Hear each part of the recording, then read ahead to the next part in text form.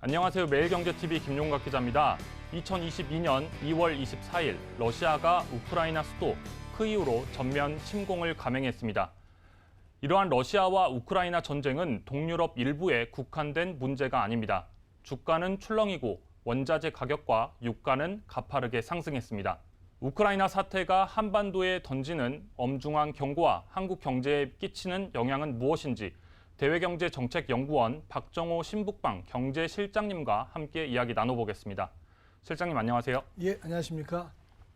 대외경제정책연구원에서 어떤 연구를 담당하고 계신지, 그리고 러시아와 우크라이나와도 인연이 조금 있으시다고 말씀을 들었는데 좀 어떤 인연이 있으신지 말씀 좀 부탁드리겠습니다. 예, 저는 대외경제정책연구원에서 신북방 경제실 업무를 총괄하고 있는데요. 신북방 경제실이라는 것은 그 신북방에 있는 13개 국가와 경제 협력 방안을 모색하고 또 양국 간의 관계 발전에 도움이 될 수 있는 협력 방안을 준비하는 업무를 담당하고 있습니다. 제 개인적으로는 그 러시아와 우크라이나에서 유학하고 체제한 경험이 있습니다. 그래서 먼저 이 러시아와 우크라이나의 갈등이 어제 오늘의 일은 아니잖아요. 그동안 꽤 오랜 기간 동안 이렇게 좀 갈등을 지속해 왔는데 이번 사태가 벌어지게 된 배경은 어떤 거라고 좀 보고 계신지요? 일단 제 생각으로는 두 가지 측면에서 이번 사태의 발생 배경을 관찰해 볼 필요가 있습니다. 첫째는 직접적인 배경입니다. 이 직접적인 배경이 뭐냐 하면 작년 4월에 우크라이나의 젤렌스키 대통령이 동부 지역의 문제, 돈바스 지역의 문제를 해결하기 위해서는 우크라이나 나토 가입이 필요하다 주장하면서 나토 가입을 공식적으로 천명했고 또 미국도 우크라이나에 대해서 조건이 충족될 때에는 우크라이나 나토 가입을 긍정적으로 검토하겠다는 기대감을 심어준 바가 있는데 러시아 측에서는 이거를 보면서 이것은 러시아의 국가 안보에 위험 요인이 될 수 있는 레드라인이라고 하면서 러시아 측은 미국과 우크라이나에 대해 강력한 경고를 보낸 배경이 있고요. 두 번째 봤을 때는 좀 더 거시적인 배경이 있을 수가 있을 것 같습니다. 그건 뭐냐 하면 우크라이나를 사이에 둔 강대국 간의 지정학적 이해관계의 충돌이다. 러시아는 이 우크라이나 사태를 단순하게 그 지역 문제로만 보는 것이 아니라 그 2차 세계대전 이후 또는 탈냉전 이후에 새로운 유럽 질서 구축 과정에서 자국이 배제되고 소외된 데 대한 불만의 표시이기 때문에 이번 기회에는 자국이 군사력을 동원해서라도 새로운 질서 구축 과정에 참여자가 되겠다는 선언이라고 볼 수 있고요. 미국 입장에서도 기존의 유럽 질서의 현상을 파괴하는 러시아의 요구를 받아들일 수가 없기 때문에 그 대서양 동맹의 복원과 또 유럽 안보 질서를 확립한다는 명분 하에서 러시아에 대해서 강력한 조치를 취하고 있다고 해석해 볼 수 있을 것 같습니다. 그 말씀 주신 그 전쟁 발발의 배경 중에 하나가 이 나토 가입이잖아요. 네. 우크라이나가 나토에 가입을 추진하게 되면서 러시아가 말하는 이유 중에 하나는 본인들의 자국의 안보에 위협을 하고 있다. 구체적으로 어떤 안보 위협을 받게 될 건지 궁금한데. 네, 이것에 대한 답을 얻기 위해서는 우리가 역사적인 배경에 대한 이해가 필요할 것 같습니다. 러시아 측은 서방 측에 대해서 탈냉전 시기에 계속적인 불만과 그다음에 안보 위험을 제기했던 게 뭐냐 하면은 이 나토라는 것의 그 성격이 소련 시대에 그 유럽의 안보를 보호하기 위해서 만들었는데 냉전이 끝나고 탈냉전이 들어서도 나토가 계속 유지되고 있다는 것에 불만을 표시하고 1997년에 클린턴 행정부가 나토의 동방 정책을 본격적으로 추진하게 됩니다. 그래서 5차례에 걸쳐서 러시아의 동쪽으로 나토가 확장되는 결과가 있었는데 그중에 4번이 푸틴 집권 기간에 나토의 동방 확장이 있었는데 당시에는 러시아가 국력이라든지 여러 가지 전략적 측면에서 부족했기 때문에 서방의 나토 동진을 지켜볼 수밖에 없는 입장이었습니다. 이번에도 우크라이나를 나토로 회원국 가입을 하게 된다 그러면 사실은 러시아랑 나토군이 국경을 접하게 되는 굉장히 큰 리스크가 있고요. 서방의 나토의 동지는 막겠다는 의도 하에서 사실 상상을 초월하는 전쟁을 일으키는 명분으로 삼았다고 저는 생각을 합니다. 그 전쟁이 발발되고 나서 이 우크라이나 대통령에 대한 평가도 좀 갈리고 있는데 전쟁 기간 중에 보여준 어떤 리더십이라든가 이런 것들에 대해서 긍정적인 평가를 하는 분들도 있고 그리고 전쟁이 발발하게 됐다는 그 원인에 어떤 대통령의 책임이 있는 거 아니냐 이렇게 보는 분들도 있는 것 같아요. 그 실장님께서는 좀 어떻게 평가하고 계세요? 저는 이 두 가지 측면을 같이 봐야 된다고 생각합니다. 어쨌든 간에 전쟁을 막지 못한 지도자의 책임이 있기 때문에 전쟁 전에는 이 젤렌스키 대통령의 지도력에 대한 부정적인 평가가 많았습니다. 그런데 네. 전쟁이 발발하고 나서 젤렌스키가 보여준 리더십은 재평가를 받고 있는 상황입니다. 왜냐하면 전쟁이 발발하고 자기 목숨이 위태로운 상황에서 수도를 지키면서 끝까지 국민들과 함께 싸우겠다는 의지를 보여주고 또 SNS를 통해서 이 연극 배우, 희극 배우 출신이다 보니까 굉장히 공감력 있고 설득력이 있는 말을 통해서 국민들한테 함께 하자는 강력한 호소를 하고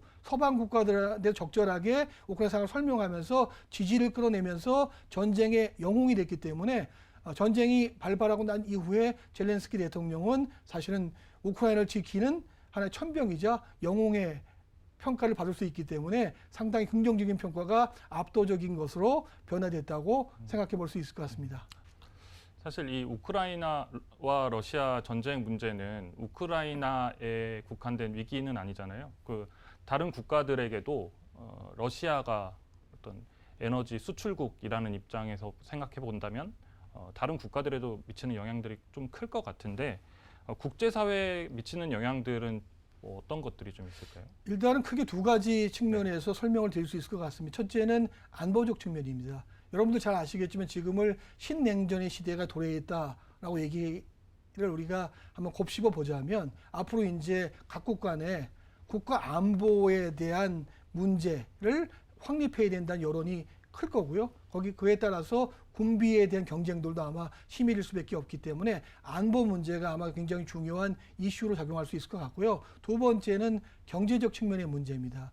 세계 경제에 미치는 파장이 결코 적지 않기 때문에 이것은 세계 경제 전반에 있어서 굉장히 큰 계기가 될 수 있는 엄청난 충격파라고 저는 생각을 합니다. 그 말씀 주신 부분 것처럼 사실 미국을 포함해서 다른 국가들이 또 어떤 스탠스를 취하는지 어떤 태도로 우크라이나와 러시아 전쟁을 바라보고 대응하는지가 또 굉장히 중요할 것 같은데 현재는 세계적으로 국가들이 좀 어떤 분위기가 큰 상황인가요? 일단은 전쟁에 대해서는 사실은 모든 국가들이 반대할 수밖에 없지 않습니까? 그렇죠. 인명을 살생하고 어떤 명분도 전쟁을 일으킨 것에 대해서는 사실은 뭐 변명할 여지가 없죠. 그렇기 때문에 지금 전 세계 분위기는 전쟁 반대의 목소리 하에서 민주주의 국가들이 단합과 결속력이 강화되고요. 서방의 분열을 노렸다는 평가도 있는데 서방이 단결해서 강력한 대러시아 경제 제재를 취하는 등 단일 대우를 하고 있다는 점에서 사실은 러시아가 애초에 생각했던 판단 미스가 아닌가라는 평가도 국내외에서 나오고 있는 것 같습니다. 네, 그 말씀 주신 것처럼 아무래도 러시아가 좀 그 고립되고 있는 형국인데 그 유럽 연합이 이제 러시아를 상대로 스위프트 제재에 또 착수를 했어요. 그 좀 용어가 좀 생소한데 이제 프랑스 재무장관이 이런 표현을 또 했더라고요. 스위프트 제재를 놓고 금융 핵폭탄이다. 그만큼 굉장히 강력한 제재라고 했는데 이게 전 세계 은행이 참여하는 달러 결제망에서 이제 빠지게 되는 건데 그렇게 되면은 결국에 사실상 국제 교역도 어렵게 되고 외화 순환도 좀 안 되기 때문에 문제가 좀 커질 것 같은데 여기에 대해서 러시아는 충분히 좀 준비를 하고 있는 상황일까요? 사실은 2014년에 크림반도 병합 이후에 러시아 정부는 탈달러화 정책을 추진하면서 제재의 효과를 좀 완화시키고 축소하기 위한 많은 노력을 기울여 왔습니다. 그런데 이번에 스위프트 제재가 들어가면서 러시아 사회 내부에서 환율이 급등하고 네. 뱅크런 사태가 나고 또 경제 전반에 영향을 미칠 수밖에 없기 때문에 사실은 이번에 스위프트 제재는 상당히 큰 제재로서의 효과를 올릴 수 있을 것 같습니다.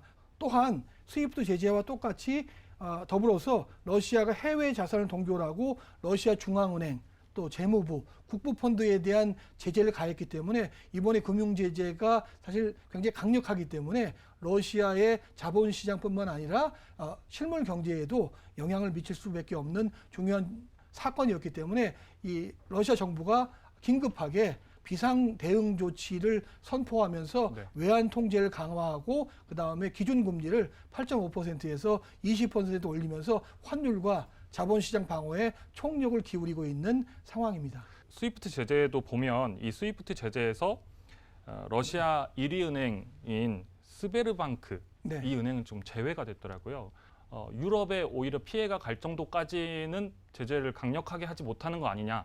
그 러시아 가장 큰 은행인 스베르방크하고 가스프롬뱅크는 제외가 되고 7개 주요 은행만 네. 사실 스위프트 배제를 했는데 그 이유 중에 하나는 방금 말씀하신 것처럼 러시아 유럽의 에너지 거래만큼은 막기가 힘들다는 현실적 한계가 있습니다. 네. 만약에 에너지 거래가 막혀서 유럽의 에너지 위기가 발생하게 된다면 뭐 전력 가격도 뭐 서너 배가 올라갈 수가 있고 또 물가가 사실은 인플레가 더 심해질 수가 있기 때문에 코로나 위기 이후에 경제 회복에 치명타가 될 수 있는 사건이기 때문에 지금 당장 최후의 수단까지는 좀 유보된 상태가 아닌가. 앞으로의 그 전쟁의 전개 양상을 보면서 더 강한 제재 조치가 있을 수도 있기 때문에 조금 더 그건 지켜봐야 될 문제라고 생각합니다.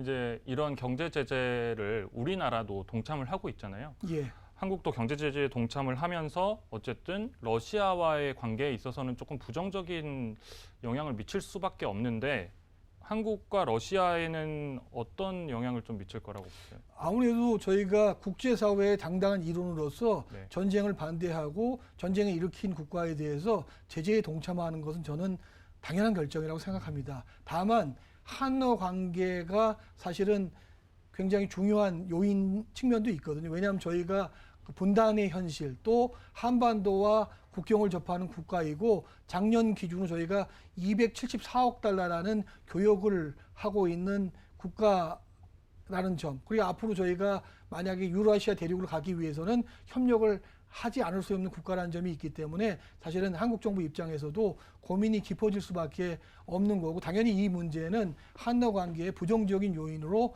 작용할 수밖에 네. 없다고 생각합니다.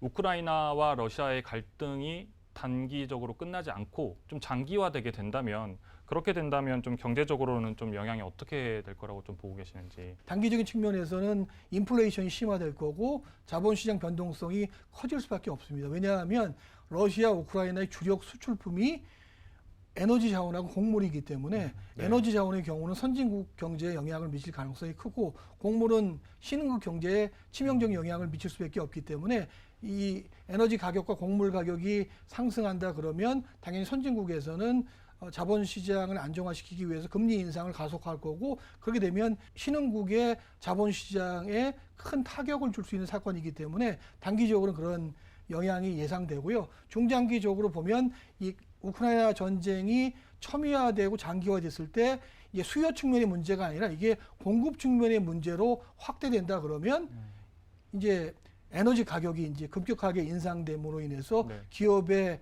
생산성, 수익성이 악화돼서 경기가 침체될 가능성이 큰 사건이고요. 좀 더 문제가 더 길어진다 그러면 그 글로벌 통상 환경의 구조 변화까지도 우리가 배제해서는 안 될 것 같습니다. 예를 들면 유럽도 이 에너지 안보를 러시아한테만 의존할 수 없는 상황이 됐기 때문에 새로운 에너지 안보판을 짜야 되는 상황이기 때문에 결국은 글로벌 통상 환경의 구조가 바뀔 수 있는 중대한 사안이라고 저는 생각합니다. 네. 미국이 러시아 수출 통제를 하기 위해서 조치로 꺼낸 것 중에 하나가 해외 직접 제품 규제. 여기 이제 적용 예외 대상에 한국이 포함이 되지 않았었죠. 그랬다가 이제 최근에 정부와 협상을 통해서 한국도 예외로 포함을 하기로 했는데 뭐 다행히 이번 조치는 좀 피했지만 우리나라 기업들이 받을 피해들도 꽤 있을 것 같은데 좀 어떤 부분이 제일 걱정스러운 부분일까요? 네, 수출하는 경우 이제 중소기업이 사실은 이게 자본시장의 변동성이 커지거나 환율 문제가 발생했기 때문에 중소기업이 이제 거래 대금을 수금하거나 수출업자를 찾아서 수출하는 문제에 있어서 상당한 차질이 있을 거라고 생각하고요. 현재 진출한 대기업의 입장에서는 이 부품 수급을 원활하게 진행해야 되는데 이 부품 수급 문제가 생길 수가 있고 또는 루블화가 같이 하락이 됐기 때문에 환차손에 대한 수익률이 악화될 수 있는 그런 문제들이 생길 수가 있고 또 중요한 것 중에 하나는 미국과 러시아가 앞으로 계속적으로 이제 제재 전쟁을 할 텐데 그 과정 속에서 기업이 이제 검토해야 될 사항들이 많아질 수밖에 없기 때문에 회사를 네. 유지하고 운영하는 기회 비용들이 아무래도 정대될 수밖에 없을 거라고 저는 생각을 합니다. 근데 만약에 우크라이나가 계속 이렇게 버틴다면 러시아가 어떤 태도를 취할 거라고 좀 보세요? 서방이 이렇게 단일 대우로 강력한 대러 제재를 할 것을 좀 예측이 조금 빗나간 게 아닌가라고 생각할 수 있고요. 그렇기 때문에 러시아 입장에서 지금 향후 전개를 어떻게 할 것인가라는 고민이 있었는데 전방위적인 측면에서 군사력을 활용해서 남쪽과 동쪽과 서쪽에서 공격을 강화하면서 보다 강력한 전략을 펼쳐나가고 있고 서방 측에도 뭐 핵태세 준비 강화하면서 핵무기를 쓸 수 있을 거라는 경고 조치까지 하면서 푸틴이 강력한 군사작전을 지속적으로 해나갈 것 같습니다. 만약에 더 장기화된다고 해도 그런 강경한 입장을 좀 유지할 거라고 보시는 예, 거죠? 일단은 1차, 2차 협상에서 합의된 사항이 하나밖에 없습니다. 그건 뭐냐 하면 민간인 도피 통로를 네. 만들고 임시 휴전하는 거지 러시아가 요구하고 있는 요구 조건을 우크라이나 측에서 받기가 어렵기 때문에 러시아 측은 두 가지 요구 조건을 우크라이나 측이 얘기하고 있는데 첫째는 돈바스 지역의 독립을 공식적으로 승인해라. 두 번째, 나토 가입을 포기하고 우크라이나 중립화 방안을 찾아라라고 요구하고 있고요. 우크라이나 측은 반대로 러시아 측에 두 가지 조건을 하고 있습니다. 즉각적인 휴전, 두 번째 조건 없는 군대 철수를 해라. 다시 말해서 크림반도와 돈바스 지역에 있는 모든 군인을 포함해서 우크라이나 영토에서 네. 러시아군을 철수해라라고 요구하고 있기 때문에 공통 분모를 찾기가 상당히 어려운 상황에 처해 있는 것이 지금의 현실입니다.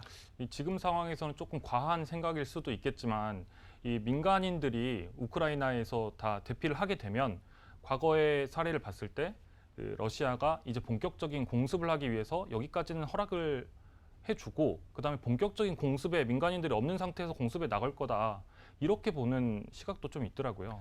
러시아에서 우스갯소리로 러시아 말로 에따라시아라는 얘기를 많이 합니다. 이게 바로 러시아야. 다른 해석을 드리자면 러시아에서는 모든 일이 가능하다. 우리 예측을 항시 빗나갈 수 있기 때문에 이게 러시아야 라고 얘기를 일반적으로 하기 때문에 러시아가 우크라이나의 전쟁을 이렇게 전면적으로 할지는 사실 많은 분들이 네. 예상하지 못했습니다. 그렇기 때문에 지금 기자님께서 말씀하신 대로 사실은 그런 시나리오를 결코 배제할 수 없다고 저는 생각합니다. 러시아는 어떠한 일도 지금 할 수 있다. 왜? 푸틴 대통령이 전쟁을 감행했기 때문에 자기가 목표로 했던 전략적 목표를 달성할 때까지 사실 다시 말해서 러시아의 체면과 위상을 세울 때까지는 어떤 시나리오도 저는 가능하지 않을까라고 예측을 합니다. 왜냐하면 러시아이기 때문에 그게 가능하다고 저는 생각을 합니다. 그러니까 저도 사실 그게 제일 궁금한데 이 푸틴 대통령이 전쟁을 어쨌든 일으킨 그 근본적인 목적 그러니까 이 전쟁을 통해서 어떤 걸 얻으려고 하는지 푸틴 대통령이 두 가지 목표를 제시했습니다. 특별 군사작전을 실시하는 데는 두 가지 목표가 있다. 첫째는 우크라이나의 탈군사화다. 둘째는 우크라이나의 탈나치화다라는 명분을 내세우면서 이번에 특별 군사작전을 감행하게 되었습니다. 처음에 얘기했던 탈군사화는 우크라이나에 있는 군사시설을 좀 없애겠다라는 의미고요. 두 번째 탈나치화라는 건 뭐냐 하면 이건 우크라이나 역사를 좀 이해를 하셔야 되는데 이 나치군이 쳐들어왔을 때 이제 나치군과 저항했던 그 우크라이나 사람도 있고 또 나치군을 환영하면서 거기에 부역했던 사람들이 있는데 그게 뭐냐하면 외세와 협력했던 사람들을 의미한다고 볼 수 있기 때문에 지금의 그 우크라이나 정부가 친서방 러시아 입장에서 그걸 외세라고 해석하면서 친서방 세력과 손잡고 있는 민족주의자들에 대해서만큼은 이번 기회에 그 정권을 교체하거나 그 세력을 약화시키겠다는 명분하에 내세운 게 탈나치화라고 해석을 해볼 수 있을 것 같습니다. 최근에 우크라이나 대통령이 유럽연합의 가입 신청서에 이제 서명을 했는데 실장님께서 보시기에는 우크라이나의 유럽연합 가입 이게 현실적으로 가능하다고 좀 생각하세요?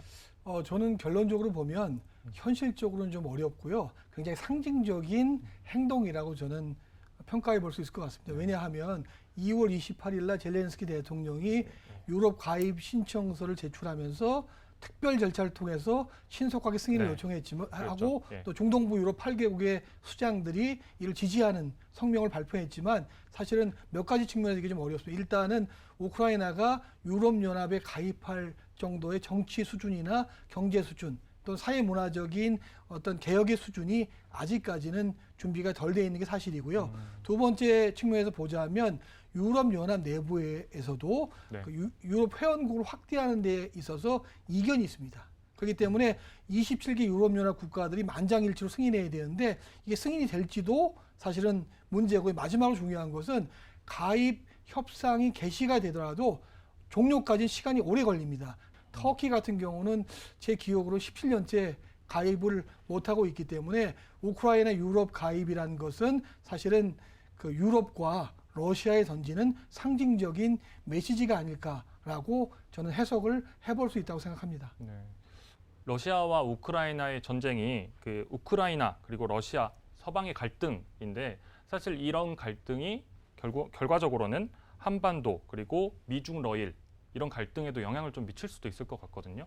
미국과 중국이 전략 경쟁을 펼치고 있고 미러 관계가 최악의 상황으로 치닫고 있는 상황 속에서 한반도에서도 그 북방 삼각 동맹과 남방 삼각 동맹, 미국을 중심으로 한 한국과 미국과 일본의 동맹 관계가 강화되면서 중국, 러시아, 북한과 한미일 간의 갈등 구조가 현실화될 수 있는 가능성이 저는 배제할 수 없다고 생각하기 때문에 한반도에도 이게 신냉전의 안보 환경이 조성될 수 있을 가능성이 있다고 저는 생각을 합니다. 네, 그 말씀 주신 영향을 포함해서 우리나라에도 이제 이 우크라이나 러시아 전쟁에 대한 대책 그리고 대비를 좀 세워야 될 건데 앞으로 우리나라는 어떤 대책을 좀 세워야 된다고 보고 계세요?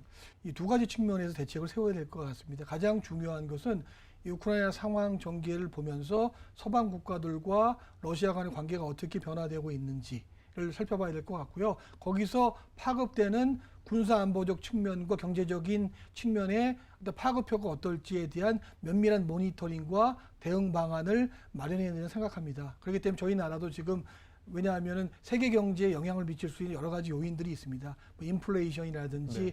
어떤 공급망 문제의 변화가 있을 수밖에 없기 때문에 저희는 수출을 해야 먹고 사는 나라이기 때문에 세계 경제 환경의 변화를 보면서 거기에 맞는 다양한 대책을 세워야만 한국의 경쟁력을 유지시키고 발전할 수 있기 때문에 굉장히 지금 엄중한 상황에 처해 있다고 저는 생각을 합니다.